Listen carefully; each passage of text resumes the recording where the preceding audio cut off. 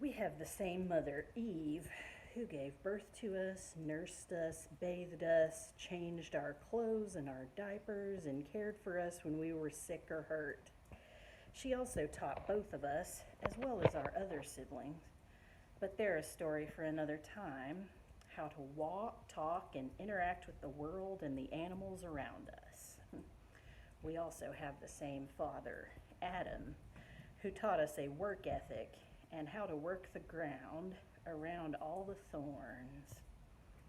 Dad also introduced us to his Father God, the loving Creator who gave life to us all.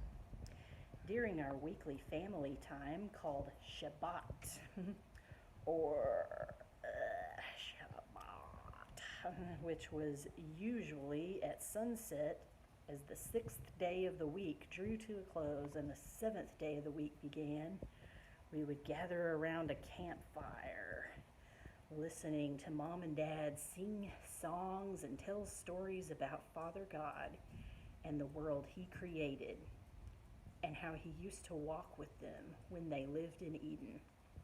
They would also tell us about their fall, like a scary ghost story. Mom's deception of power and knowledge by the devil serpent. Dad's ungrateful attitude of abandoning her, how suddenly nakedness was a capital offense, which I still never understood, and the curse that followed. Oh, the curse! Mom's pain and difficulty, bringing us children into the world, not having anyone to listen to her or acknowledge her needs, while Dad just expects her to have supper ready for him when he comes in from the field.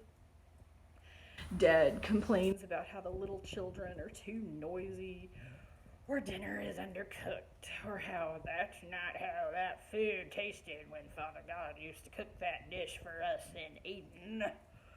He sure doesn't want to listen to Mom, since he thinks listening to her is what got them expelled from Eden. Then he complains about the thorns, the sweat, the fear,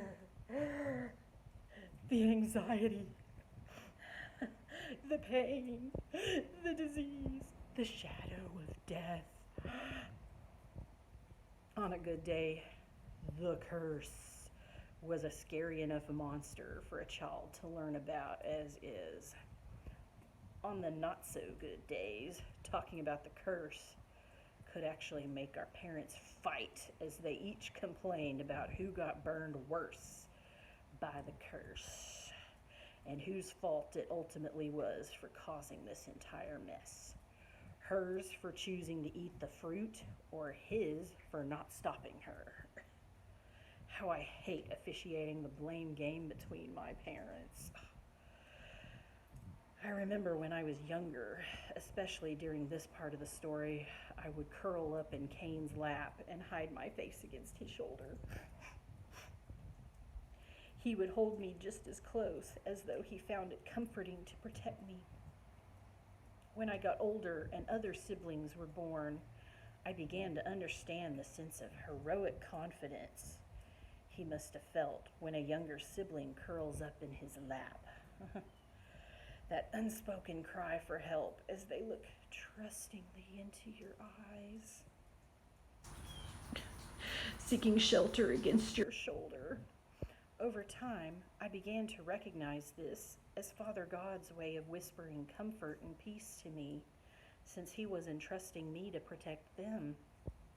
My faith in Him is strengthened when I realize that He has that kind of faith in me. Even when a fight erupted between my parents, what would always stop their fighting so they could finish the story with a happy ending? The good news that Father God sent of the promise and the promised seed. Someday, Father God would send the promised one. He would be the seed of woman, and even though the seed of the devil serpent struck his heel, the promised one would crush the head of the devil's serpent's seed, thus destroying evil and lifting the curse once and for all. My siblings and I would cheer with excitement as the story came to a happy ending.